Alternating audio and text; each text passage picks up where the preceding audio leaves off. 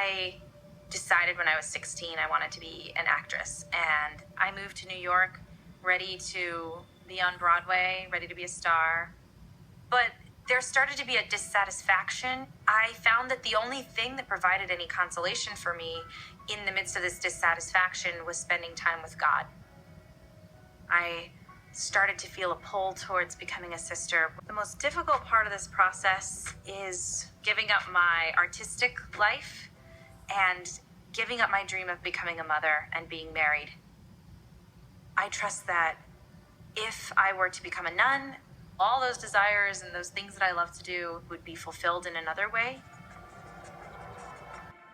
I definitely had the "we're not in Kansas anymore" Toto feeling. Are we going to serve God by joining the Sisterhood? Or is this just not our path? It's one of the biggest decisions of our lives. First of all, I need your cell phones. Amen. Hail Mary, full of grace.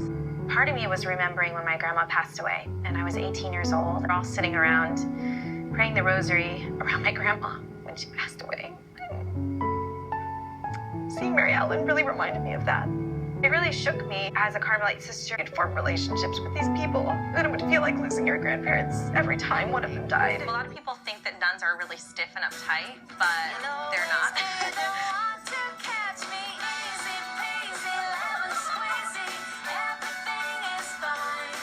We as sisters, we're human. We're just like you. We try to have fun together, because that's part of life too.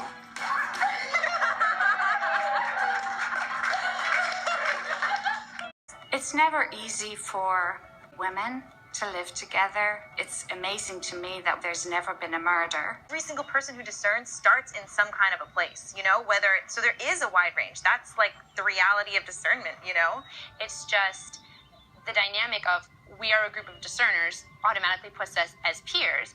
And when peers come from very different backgrounds and different experiences and different points that they've gotten to. That's the beauty of the Catholic Church. I know. We take everybody.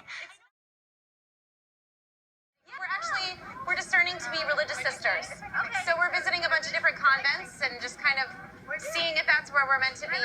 You are all gorgeous. If they were ugly, then be a nun, but they're not ugly. Jesus is the best boyfriend ever. Oh, what? Jesus is the best boyfriend ever. Yeah. If your dream celebrity guy was like, I want to date you, and he was like, but I can't do this chastity thing, I just can't do it. I have an idea of what I want to do with my life. I'm not just going to be like, okay, I'm going to I know, I used to be in that sacrifice what I think is right in order to kind of get what I want for now. Every day, it's a challenge, and I'm like, You're not the only one who's questioning everything. and You're not. I'm questioning everything all the time. All the time. I feel like a crazy person. I can't believe that this is the convent I want to join.